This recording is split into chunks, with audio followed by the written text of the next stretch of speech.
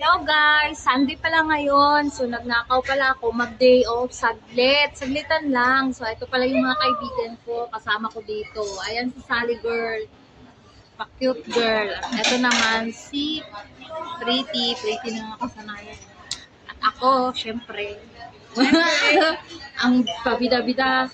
Syempre, kakatapos lang namin nag-lunch. Pero patitay na. Buti na lang may kanin, guys. Kanin is life. Minsan na ako kumakain, pero sobrang haba-taba ko. Diba? O, braso. Laki. Burasuhan. Tawag. Sally girl. Ano masasabi mo sa... Girl, pwede ba kitang ma-interview? Tungkol sa work mo lang naman.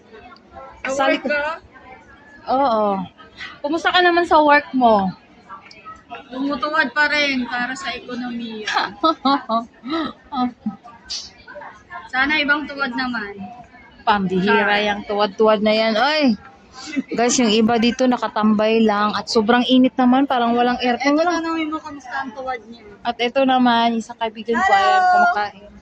Pigang na. Uy, nagchat-chat mo pala si Richelle? Oo, hindi. Bukod kayo anak ko nga, tsaka yung... Ay.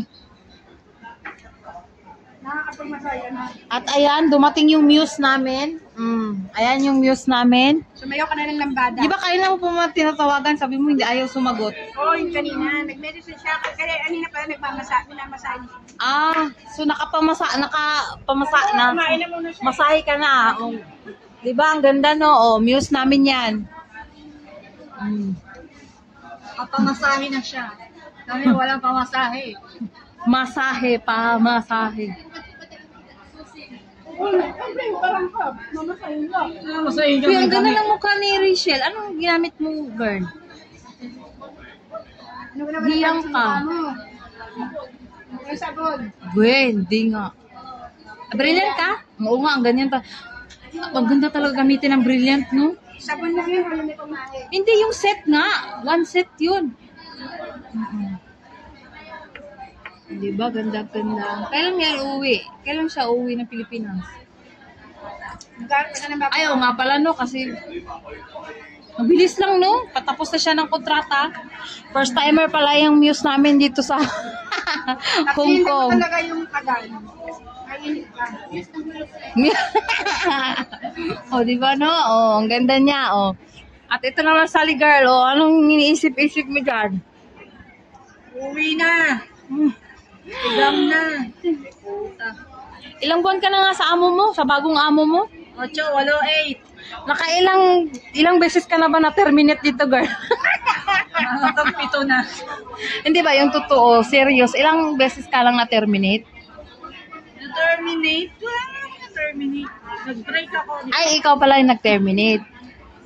Ay, ikaw pala nag-terminate. Akala ko dito na-terminate ka. Ilang beses ka na dalawang beses? Sa unang mong amo, terminate ka break. Sa una. Ang unang mong amo. Pwede, maaari ko bang maitanong, bakit ka nag-break? Kasi Interview toxic to. na yung relationship na. Toxic daw yung relationship nila sa kanyang amo. Ay, ganun pala. May ganun. Matabang nga. Wow. Sintabang ng relasyon nyo? Wala Ano ba to? Panay hugot. Ano kaya nangyari dito sa babaeng to? Parang may pinaghuhugutan. Mahilig siya sa basa. Nabasa. Sana all nababasa. Sana ako yung basang wala. Sis, kanina ka pa napapawisan. Init na init ka, di ba? Hindi masyadong aircon dito, di ba? Pawisan talaga ako sis. Walang aircon. Kahit bagong ligo pa ako, sis, lalo na pag basa buhok ko, mas lalo ako pawisin. Eh, paano? Ay, may Kaya aircon. ayoko lumalabas ang basa buhok ko. Kasi mas lalo ako napapawisan. Pero kung Pero pag nandyan yung amo, ay mga alaga mo, may aircon. siyempre, nandiyan sila eh. Kaya hindi sila makabisi din sa amin. Pero pa sila, aalis ng bahay, huwag po ng aircon. Buti nga kayo, may aircon sa amin, wala talaga eh. Pag hindi kayo nag-renew, taniman mo ng bomba. Pasaway, nakatulong. Oy, nainday, napinang. Taniman mo ng Guys, bomba. ang init dito sa Hong Kong. Pag summer, sobrang init. Kaya swerte na yung mga kunyang na may aircon yung bahay nila. Kagaya sa akin, pag wala. Yung klase ng kunyang na may aircon, swerte yun. Eh, bakit ako? May aircon nga yung kwarto ko, pero decoration naman yun. Ako din, decoration din yung akin, meron din ako aircon sa kwarto. Pero not allowed. Oo nga, guys, yung kwarto namin, may mga aircon, pero pang decoration lang yata yung mga aircon doon, oy. Bawal buksan, X. Agagalit ang Meralco. Ano dito? Tawag sa kanila na sa kuryente? Sa atin, Meralco sa kanila. Ewan ko, ano ba yun? Gas? Hindi. Gas. Gas ba? Ang ilaw? Gas din? May liwanag ang buhay. Gas din pala yun. So, ngayon guys, inaantay namin. Upo lang kami dito. At uuwi na rin kami maya-maya. Dadaloy din ang ginhawa. Nawasa. Nawasa, Meralco. Tapos na kaming kumain. At ayan, may nangpahabol yung news namin. Ayan. Gusto niya. O, wala. Ano yan, Bibe? Ganyan talaga yung namasahe. Bibe yan? Yung duck? Hindi, Bibe nga eh. Bibe. Ano ba yung duck? Bibe.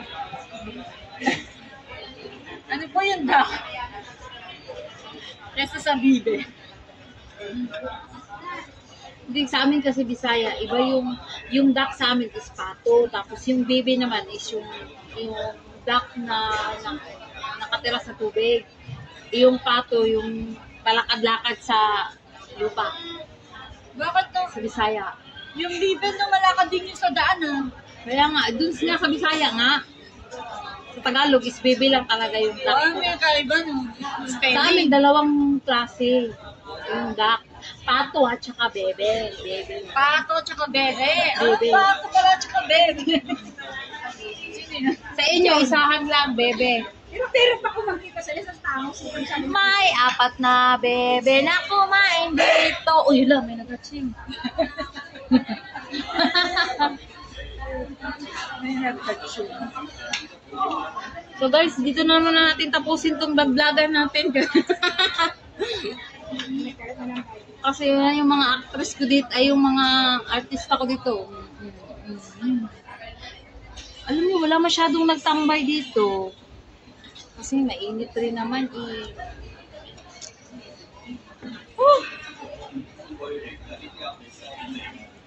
Anong oras na ba? Lapit ng uwian. Kasi kailangan kong umuwi at magluto ng dinner.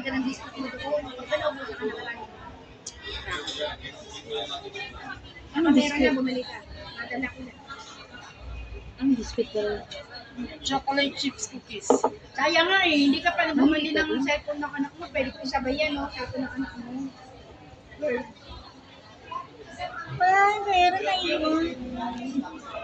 Gago, pambayad mo naman yun.